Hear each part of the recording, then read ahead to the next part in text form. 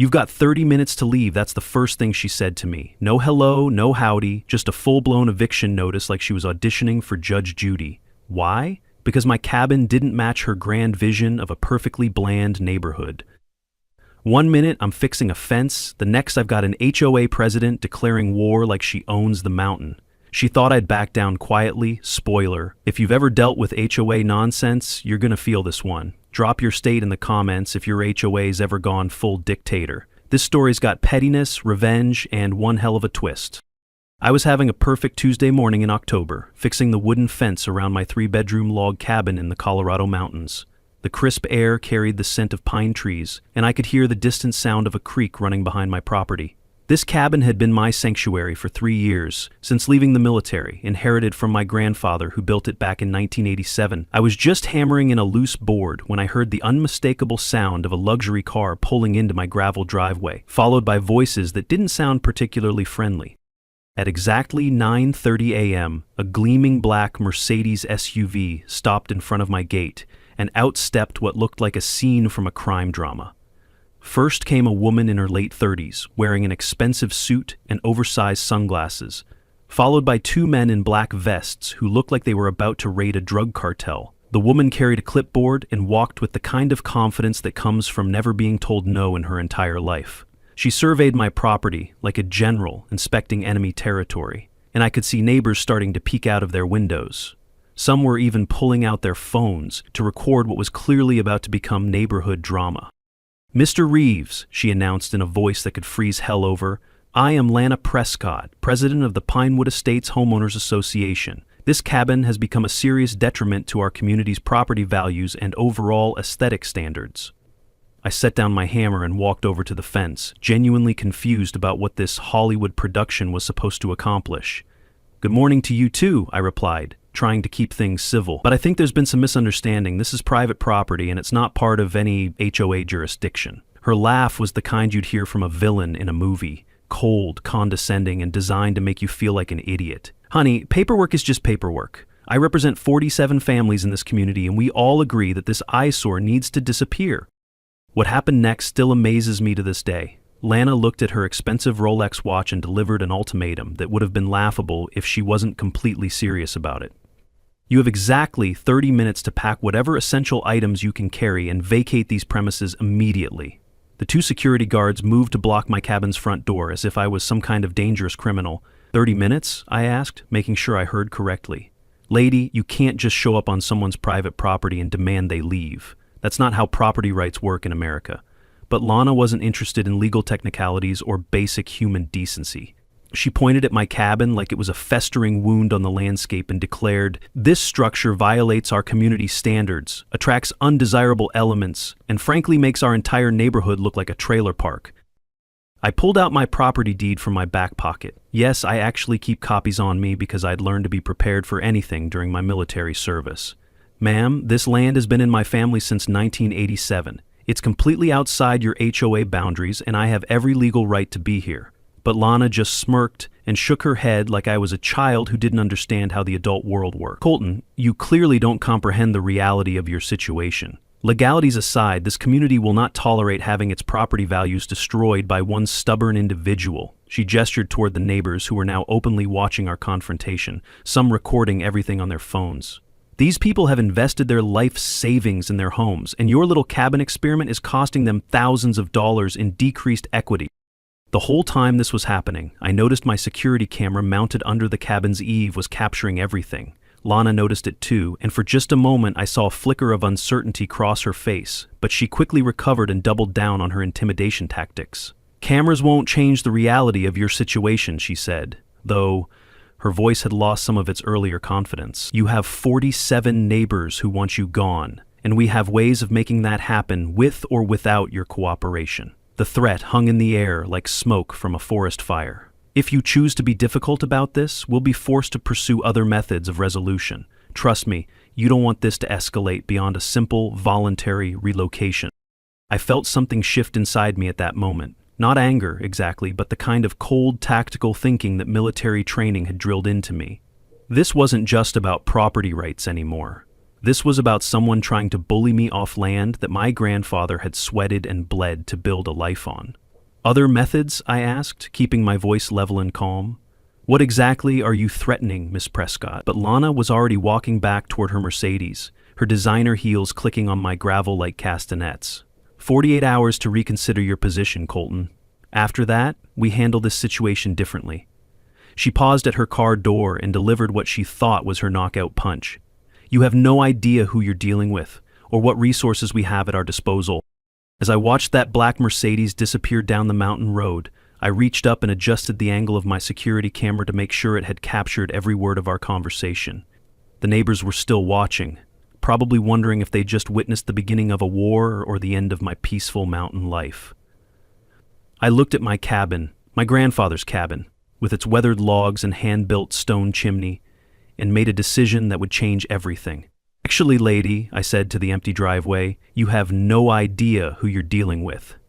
Sometimes the best battles are won not by defending what you have, but by taking what your enemy thinks they already own.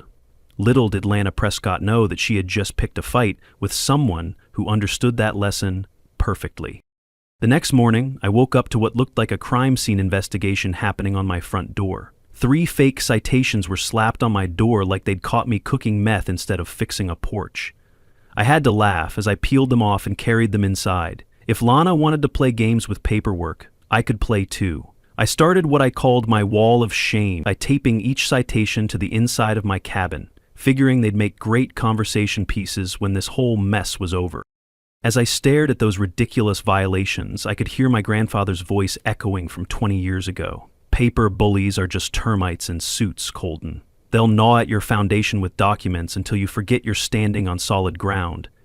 The old man had dealt with his share of bureaucrats trying to force him off this land, and he'd always said the key was remembering that paper only has the power you give it. His cabin had weathered 40 years of mountain storms and government inspectors alike, and it would take more than Lana's theatrical harassment to bring it down. By 8 a.m., I had a visitor, my old military buddy Doug Keller, who worked as the county building inspector. Doug looked nervous as he approached my cabin, constantly glancing over his shoulder like he was being watched. Colton, he said in a low voice, we need to talk privately. We walked around to the back of my cabin where the sound of the creek would cover our conversation. The HOA is putting serious pressure on the county office, Doug explained. They want me to find violations on your property, and they're not being subtle about it. Yesterday alone, we received 17 identical complaint letters about your cabin, all demanding immediate action. The bureaucratic assault intensified throughout the day like waves crashing against a seawall. The building department wanted to re-examine my deck construction. The health department received reports of unsanitary conditions. The fire marshal got calls about potential fire hazards. Each department apologetically explained that they were just responding to citizen complaints, but the coordination was too perfect to be coincidental. It was like watching a symphony of harassment, with Lana conducting every movement from her designer command center. By noon, I discovered that Lana had mobilized evidence of my supposed violations. A woman in her 50s was standing at the edge of my property with a smartphone, recording my cabin while speaking loudly about safety hazards and property damage to the community. When she saw me watching, she didn't even have the decency to look embarrassed. She just waved and continued her performance. I learned later that these videos were being compiled into a presentation that Lana planned to use against me in some kind of official proceeding. That evening, I decided it was time to fight back with the one weapon Lana probably hadn't counted on: research. I spent hours digging through public records, property databases, and local news archives looking for any information about Lana Prescott and her methods. What I found was disturbing but not surprising. 3 other properties on the border of Pinewood Estates had been sold under market value. In the past 18 months, all after their owners reported harassment campaigns remarkably similar to what I was experiencing. The pattern became even clearer when I discovered that Lana had only been living in Pinewood Estates for 18 months, exactly the time frame when these forced sales had begun. Her background as a real estate agent specializing in luxury mountain properties suddenly made perfect sense. This wasn't about community standards or property values. This was about systematically forcing out anyone who didn't fit Lana's vision of an exclusive mountain enclave. My cabin wasn't just an eyesore to her, it was an obstacle to a much larger business plan that probably involved millions of dollars in development deals. The next morning brought escalation that would have been funny if it wasn't so transparently vindictive. The violation fines had increased from $200 to $500 per day, with additional penalties being added faster than I could count them. Every utility and service that made mountain life possible was suddenly under scrutiny because of anonymous complaints that all seemed to originate from the same concerned citizen. The message was clear: submit or suffer. Doug stopped by again that afternoon, looking even more stressed than before. "They're pushing for emergency condemnation proceedings," he told me quietly. "I can stall the process, but I can't stop it indefinitely without losing my job." He explained that Lana had somehow convinced several county officials that my cabin represented an imminent threat to public safety and property values. "The pressure is coming from people way above my pay grade, brother. Someone with serious political connections is making phone calls." As Doug prepared to leave, he handed me a business card for a lawyer he knew. "You're going to need professional help with this," he said. That night, as I sat on my grandfather's hand-built porch, listening to the creek and looking up at stars that city folks never get to see, I made a discovery that changed everything. Hidden in the county property records was a detail that Lana had probably hoped no one would notice.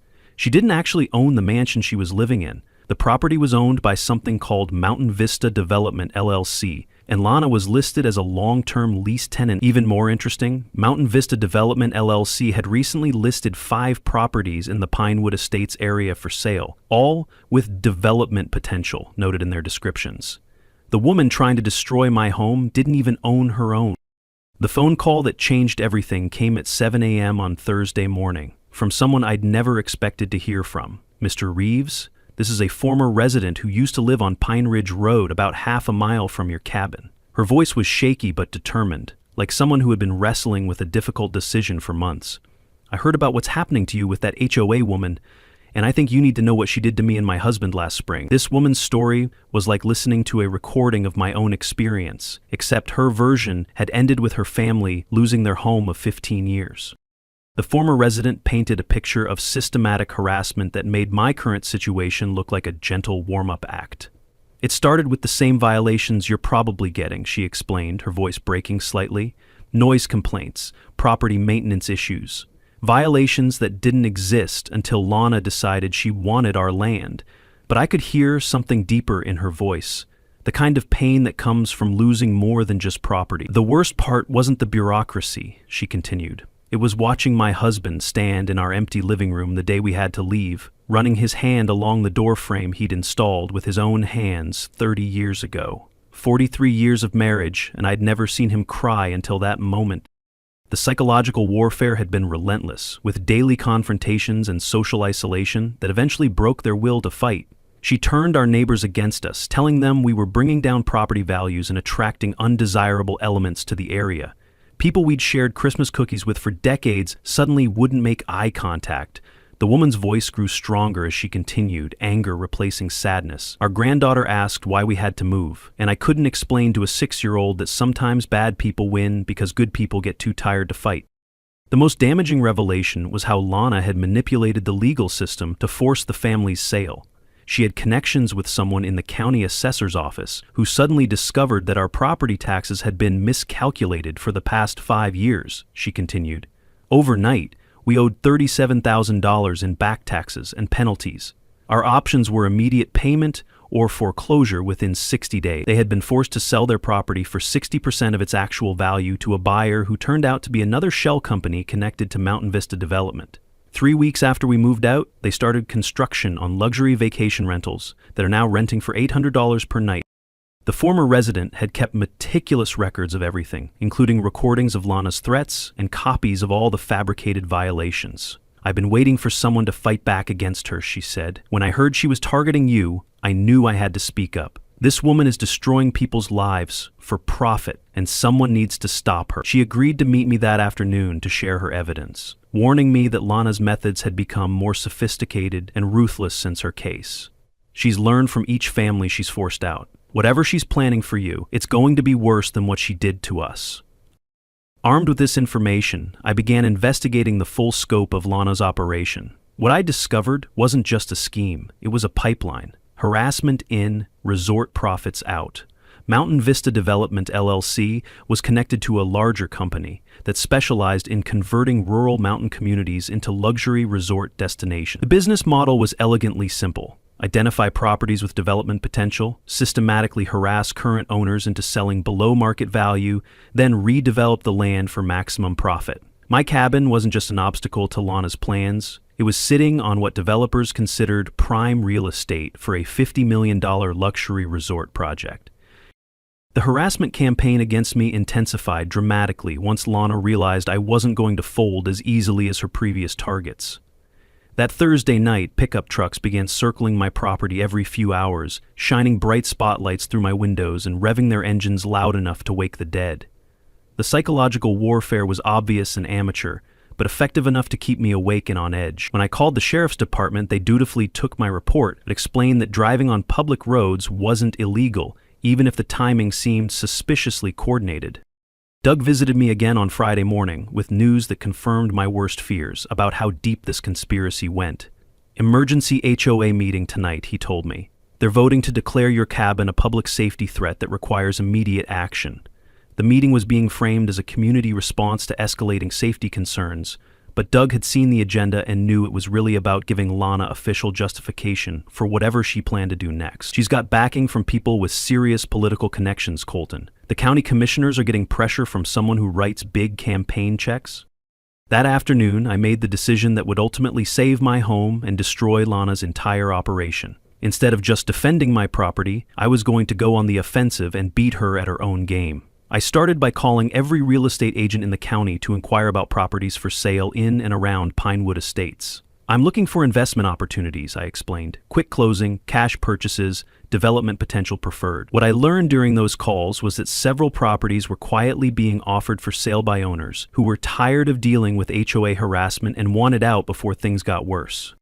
The final piece of Lana's plan became clear when Doug shared what he'd overheard at the county office. She's already got buyers lined up for the entire area, he told me. Some big development company has put down $5 million as a deposit on a $50 million project, but the deal only works if they can acquire all the properties in a specific area. Your cabin is right in the middle of that area, Colton. If Lana can't get you out, the whole deal falls apart and she loses everything. That's when I realized that Lana wasn't just trying to bully me, she was fighting for her financial survival, and that desperation made her both dangerous and potentially careless. Monday morning began with me making the most important phone calls of my life, starting with conversations that would completely change the balance of power between Lana and me. I contacted 3 different real estate agents and 1 commercial lending officer at the local credit union, explaining that I was interested in making multiple property purchases in the Pinewood Estates area as quickly as possible. My military service had left me with substantial savings, and my construction background meant I understood property values and development potential better than most people. What I needed now was speed and stealth. I had to acquire enough properties to disrupt Lana's development deal before she realized what was happening. The first breakthrough came when I learned that 4 properties in the Pinewood area were being quietly marketed by owners who were exhausted by HOA harassment and wanted to sell quickly. These weren't distress sales like what happened to the Patterson family. These were people who had simply decided that dealing with Lana Prescott wasn't worth the stress, even if it meant taking less money than their properties were worth. My real estate agent explained that word was spreading through the community about Lana's tactics, and several families were making exit plans before they became her next targets. People are scared, she told me. They've seen what happened to the families who tried to fight her. While I was secretly assembling the resources for my counterattack, Lana was preparing what she believed would be her final assault on my property. Doug warned me that she had scheduled an emergency community meeting for Friday evening, ostensibly to address escalating safety concerns about my cabin. The meeting agenda included voting on a resolution to declare my property a community threat that required immediate intervention by county authorities. Even more concerning, Lana had hired a lawyer who specialized in property condemnation proceedings and had somehow convinced the local newspaper to run a story about neighborhood property disputes that painted me as a stubborn holdout preventing community improvement. The week's harassment campaign reached levels that would have been comical if they weren't so obviously coordinated and vindictive. My electricity provider received daily calls about safety violations requiring immediate service disconnection. The water department was bombarded with reports of contamination risks that demanded emergency shutoffs. Even my trash pickup service was contacted about health hazards that supposedly required immediate suspension of service. Every utility and service provider was being told that my property represented some kind of imminent threat to public safety, all based on anonymous complaints that mysteriously appeared whenever Lana needed to escalate pressure. The psychological warfare component of Lana's campaign became more sophisticated and personal as the week progressed. She organized a door-to-door campaign throughout Pinewood Estates, visiting every household to explain how my cabin was threatening their property values and family safety. According to neighbors who later told me about these visits, Lana painted me as everything from a dangerous recluse to a potential drug dealer who was attracting criminal elements to their peaceful mountain community. She even suggested that my military background made me potentially unstable and violent, a claim that was both offensive and completely fabricated. By Thursday, Lana had succeeded in mobilizing most of the Pinewood Estates community against me through a combination of fear-mongering and financial manipulation. She convinced residents that my property was costing each of them thousands of dollars in decreased home values, and that immediate action was necessary to protect their investments. Several neighbors who had always been friendly suddenly stopped acknowledging me when we crossed paths on mountain roads. Others openly stared at my cabin when they drove by, as if they were expecting to see evidence of whatever criminal activity Lana had convinced them was happening. The most disturbing escalation came Thursday night, when I discovered organized surveillance of my property by HOA members working in shifts. Cars would park on the public road near my driveway for 30-minute intervals, with different drivers taking over throughout the evening like some kind of amateur intelligence operation. When I walked out to check my mailbox, someone in one of the cars immediately started recording me with their phone. The message was clear. I was being watched constantly, and any unusual activity would be documented and reported as evidence of whatever wrongdoing Lana wanted to prove. Friday morning brought the climax of Lana's harassment campaign when she delivered what she thought would be her knockout punch. A certified letter arrived with an ultimatum that would have been laughable if it wasn't backed by genuine legal and political pressure. Final notice of community safety violation, the letter began. Colton Reeves has 48 hours to voluntarily relocate from the property in question or face legal action, including sheriff and enforced eviction for violations of community safety standards and county health codes. The letter was signed not just by Lana, but by 12 other HOA members, and even included an endorsement from someone claiming to represent county health services. That afternoon, instead of responding to Lana's ultimatum with the fear and capitulation she expected, I sent formal invitations to every household in Pinewood Estates announcing a community ownership transfer meeting for Saturday morning at 9 a.m. The invitation was professionally printed and delivered by certified mail, just like Lana's threats had been. Important property ownership announcements affecting all residents, the invitation read. Mandatory attendance for all current Pinewood Estates homeowners. Revolutionary changes to community management and development planned. I made sure the tone was official and mysterious enough to guarantee full attendance while giving absolutely no hint about what I was planning to reveal.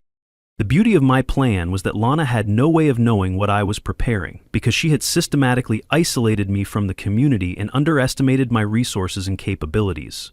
She expected Saturday's meeting to be my public surrender and departure from the area, probably accompanied by some kind of pathetic plea for mercy or understanding. Instead, she was about to discover that while she had been playing neighborhood politics and harassment games, I had been quietly acquiring enough properties to completely destroy her $50 million development deal and transform myself from her victim into her landlord.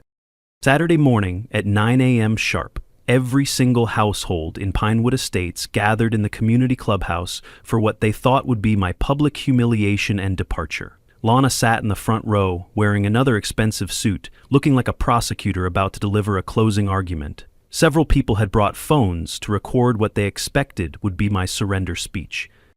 I entered the meeting carrying a leather briefcase and wearing the kind of calm, professional demeanor that military training had taught me to maintain under pressure. The room fell silent as I walked to the front, and I could feel the weight of 47 hostile stares following my every movement.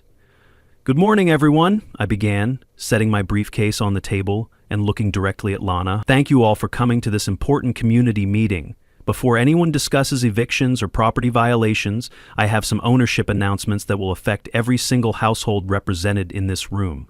The confused murmur that rippled through the crowd told me that nobody had expected this meeting to start with me taking control of the agenda. Lana tried to interrupt with her usual authoritative tone, but I held up my hand and continued speaking with the kind of command presence that comes from years of military leadership. Ms. Prescott, you and your neighbors have spent considerable time and energy trying to remove me from my property because you believed my cabin was damaging your community's value and future potential. I opened my briefcase and pulled out a stack of official documents that represented weeks of secret negotiations and property acquisitions. What you didn't realize is that while you were focused on my 3-acre cabin property, I was acquiring a much larger stake in this community's future. The silence in the room became deafening as people began to sense that this meeting wasn't going according to anyone's script. The first document I held up was a property deed that made several people in the front row lean forward to read the details. As of Wednesday afternoon, I am the legal owner of 6 individual residential lots within Pinewood Estates, purchased from families who were tired of HOA harassment and wanted to sell quickly. You could have heard a pin drop as I continued pulling out more deeds and ownership certificates. I also own the 2 common area parcels that contain your community playground and maintenance facilities, purchased from Mountain Vista Development LLC when they needed quick cash to cover some unexpected expenses. Lana's face went from confident to confused to absolutely horrified as she began to understand what I was telling the room. The bombshell that shattered Lana's world came when I held up the deed to the largest property acquisition of all.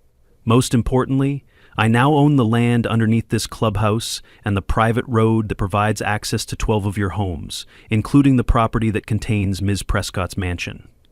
The room erupted in shocked voices and confused questions as people tried to process what they were hearing. Lana jumped to her feet, her face flushed with panic and disbelief. "This is impossible," she shouted. "Those properties weren't even for sale. I would have known if they were being sold."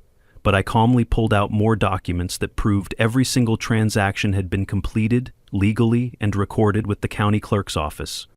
Doug Keller, who had been sitting quietly in the back of the room, stood up and confirmed what everyone was struggling to believe. "Ladies and gentlemen, I can verify that all of these property transfers have been properly recorded with the county. Mr. Reeves now owns approximately 60% of the land area in Pinewood Estates, including most of the common areas and infrastructure." The legal reality of the situation hit the room like an avalanche as people began to understand that their HOA president had somehow allowed their community to be purchased out from under them by the very person she had been trying to eliminate. Lana's public meltdown was both spectacular and completely predictable, as she realized that her $50 million development deal had just been destroyed by someone she had consistently underestimated and abused. "You can't do this," she screamed, pulling out her phone to call her lawyer while standing in front of 47 witnesses. "This is fraud, this is conspiracy, this is illegal." But her own lawyer, when she finally reached him, apparently confirmed that every property transaction had been conducted properly and that there was absolutely nothing illegal about buying properties that were legitimately for sale. The woman who had spent months wielding power like a weapon was discovering what it felt like to be completely powerless. The transformation of community dynamics was immediate and visible as people began to understand that I wasn't just another property owner they could bully or ignore. Effective immediately, I announced, I am dissolving the current HOA structure and replacing it with a community management system that will be fair, democratic, and focused on actual property improvement rather than social control. I explained that monthly fees would be reduced from $200 to $50, that arbitrary rules about property appearance would be eliminated, and that all future community decisions would be made through genuine democratic voting rather than dictatorial pronouncements from a self-appointed board. As the meeting ended and people filed out in stunned silence, I delivered the final twist that completed Lana's humiliation and began her education in how property ownership actually works. "Miss Prescott," I said, handing her an official-looking document, "since your lease agreement with Mountain Vista Development included clauses about community disruption and behavior detrimental to property values, you now have 30 days to either accept new lease terms under my ownership or find alternative housing arrangements." The irony was absolutely perfect. The woman who had given me 30 minutes to leave my own property now had 30 days to decide whether she could live under my rules or find somewhere else to go. The transformation of Pinewood Estates into what I decided to call Timberline Haven began immediately, with changes that demonstrated the difference between leadership and tyranny. The first thing I did was personally remove the old HOA sign that had announced Pinewood Estates a controlled community and replace it with a simple wooden sign reading Timberline Haven, where community comes first. The symbolism wasn't lost on anyone who drove past. The era of arbitrary rules and harassment had ended, and a new chapter focused on actual community building was beginning. Within a week, I had established a democratically elected community council to handle neighborhood issues, with representatives chosen by residents rather than appointed by whoever had the most money and the loudest voice. The practical changes were immediate and popular with everyone except Lana, who was still struggling to accept that her reign of terror had ended so completely. Monthly community fees dropped from $200 to $50, with the reduced cost covering only essential services like road maintenance and snow removal, rather than funding Lana's various power trips and social engineering projects. The 50-page book of HOA rules and regulations was replaced with a simple 5-page document focused on common-sense guidelines about noise, property maintenance, and mutual respect. People who had been living in fear of random violations and arbitrary fines suddenly found themselves free to enjoy their mountain properties without constant surveillance and harassment. Lana's adjustment to her new reality was both painful and necessary, as she discovered what it felt like to be subject to someone else's rules rather than making them up as she went along. The lease agreement I offered her was fair but firm. She could continue living in the mansion she had been renting, but she would do so as my tenant, under terms that emphasized community cooperation rather than social domination. The woman who had spent months terrorizing neighbors with threats and ultimatums was now required to submit maintenance requests through proper channels and follow the same rules as everyone else. Her initial resistance quickly faded when she consulted with lawyers who confirmed that her options were compliance or relocation. The resort development phase of my plan began 3 weeks after the community meeting, with construction crews breaking ground on what would become a 12-cabin luxury mountain retreat surrounding the original properties. My vision was completely different from the massive development project that Lana had been facilitating. Instead of destroying the natural character of the area, I designed a resort that enhanced and preserved the mountain environment while creating economic opportunities for local residents. Each cabin was positioned to maximize privacy and mountain views while minimizing environmental impact, with construction materials and architectural styles that complemented rather than overwhelmed the existing landscape. The construction process itself became a community event, with neighbors stopping by daily to watch progress and actually suggestions that actually improved the final design. The economic impact was immediate and dramatic. The local diner that had struggled with weekend-only business was suddenly booking dinner reservations 3 weeks in advance.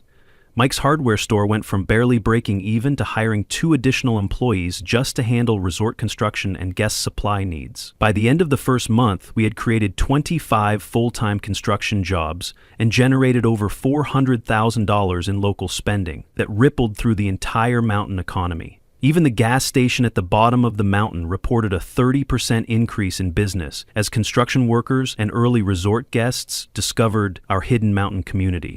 Community healing was perhaps the most important transformation, as neighbors who had been turned against each other by Lana's manipulation began to rebuild the trust and cooperation that makes mountain communities strong. People who had been afraid to make eye contact with me during the harassment campaign started stopping by to apologize and offer support for the resort project. Several families admitted that they had never wanted to participate in Lana's schemes but had been too intimidated to resist her pressure. The restoration of neighborly relationships was gradual but genuine, based on shared interests in community prosperity rather than fear of arbitrary punishment. Weekend barbecues returned to the community schedule and children began playing together again, without their parents worrying about HOA violations for excessive noise.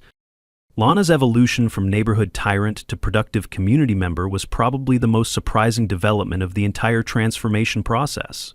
Despite her initial resistance and public humiliation, she gradually began to demonstrate skills and knowledge that could actually benefit the community when properly channeled. I watched her one afternoon standing behind the resort's reception desk, patiently listening to a guest complain about the Wi-Fi connection in their cabin. Instead of the condescending dismissal I'd expected, she apologized sincerely and immediately called our tech support contractor to resolve the issue. Later, I saw her helping an elderly couple load their luggage, chatting warmly about hiking trails and local restaurants. It was like watching someone remember how to be human again. The transformation was tested one evening when a frustrated guest stormed into the lobby, complaining loudly about noise from a neighboring cabin's family reunion. The old Lana would have either dismissed the complaint or used it as an excuse to harass someone.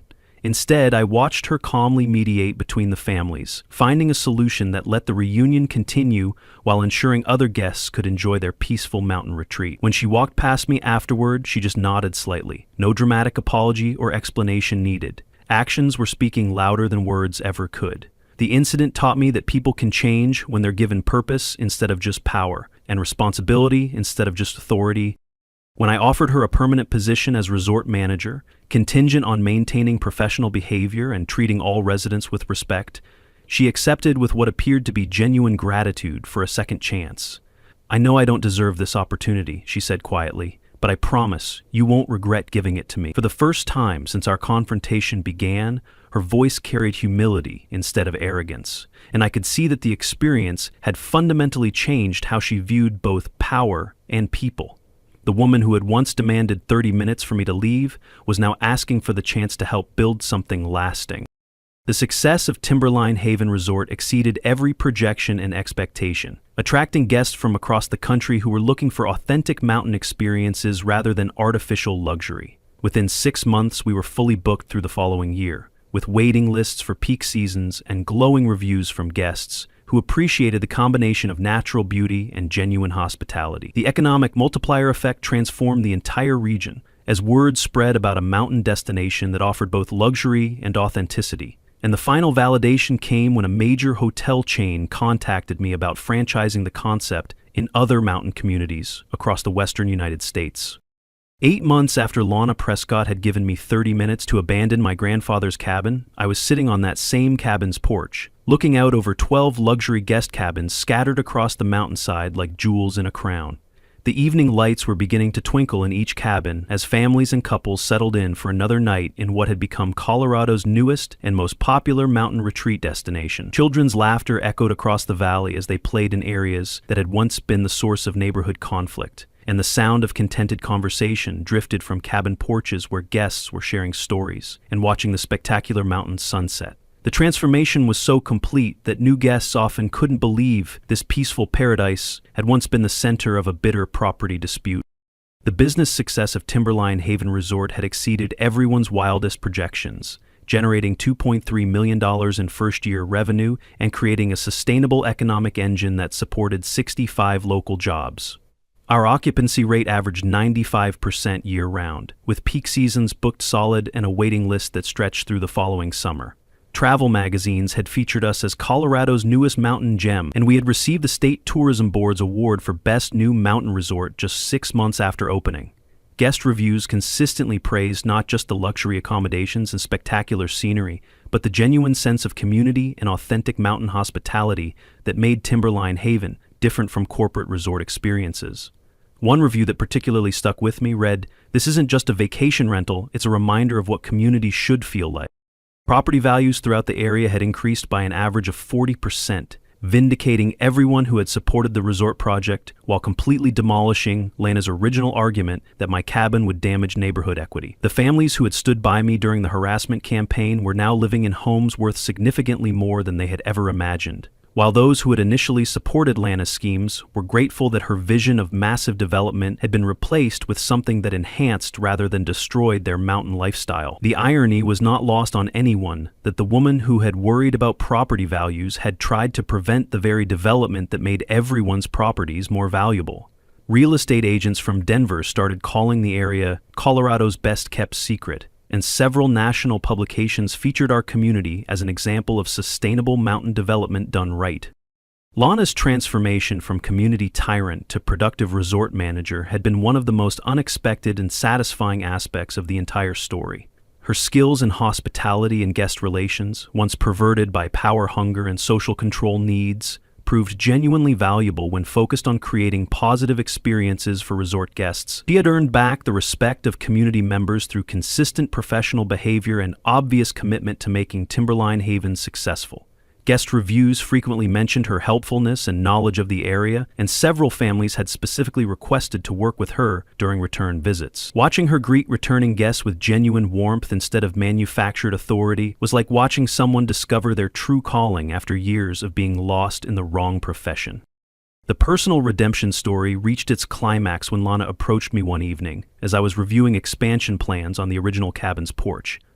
"Colton," she said, her voice carrying none of the arrogance and condescension that had characterized our early encounters. "I need to apologize for everything I put you through, and I want to thank you for giving me a chance to be part of something positive instead of just destroying it." She explained that working at the resort had taught her the difference between leadership and control, and that she finally understood why her original approach had created so much conflict and resentment. The conversation lasted over an hour, and for the first time, I saw Alana as a person rather than an obstacle, someone who had lost her way and found it again through purpose rather than power. The opportunity to expand came when a major hotel chain offered to franchise our concept, recognizing that sustainable tourism required partnership with local communities rather than domination of them. The deal would allow us to replicate Timberline Haven's success in other mountain communities while maintaining the core values that made our approach different. Instead of the massive development that would have destroyed the area's character, we had created a model that other communities could adapt to their own needs and circumstances. The franchise opportunity came with a regional development director position that would let me help other mountain communities avoid the kind of destructive conflicts that had nearly torn ours apart. It was a chance to turn our success story into a blueprint for positive change across the entire region. As I sat on my grandfather's porch that evening, watching guests enjoy the mountain paradise that had grown from what started as a simple property dispute, I reflected on how completely the situation had been transformed. The woman who had tried to destroy my peaceful mountain life in 30 minutes had become a valued employee and community member. The neighbors who had been turned against me by fear and manipulation had become partners in creating something beneficial for everyone. The property that Lana had called an eyesore had become the centerpiece of a resort that was being studied by hospitality schools as an example of how to do development right. Even my grandfather's old cabin, which had started as the source of conflict, now served as the resort's welcome center, where guests learned about the area's history and the importance of preserving mountain communities. Lana appeared beside my chair with 2 cups of coffee, settling into the chair that my grandfather had built for watching sunsets. "You know," she said quietly, "I gave you 30 minutes to leave everything behind." She paused, watching a family walk past on their way to the evening campfire, "and you gave me a career, a community, and a chance to be someone I can actually respect." She took a sip of her coffee and smiled. Hell of a trade. The sound of a child's voice calling out, "Daddy, can we live in Colton's cabins forever?" perfectly captured what we had accomplished together. Lana chuckled and added, "That kid's got the right idea. Sometimes the best homes are the ones we build together, not the ones we inherit or buy." A parent's response, "Maybe someday, sweetheart. This is what happens when good people build dreams instead of tearing them down," reminded me that the real victory wasn't in defeating Lana or making money, but in creating something that brought joy and prosperity to everyone involved. The lesson was simple but powerful. When someone tries to destroy what you've built, the best response isn't revenge. It's building something so successful and beautiful that everyone wants to be part of it. After all, the sweetest revenge is massive success, and sometimes your worst enemy becomes your most grateful employee. As the stars came out over the mountains that night, I realized that my grandfather's cabin had become exactly what he'd always hoped it would be. Not just a home, but the heart of a thriving community that proved mountains and people both grow stronger when they support each other.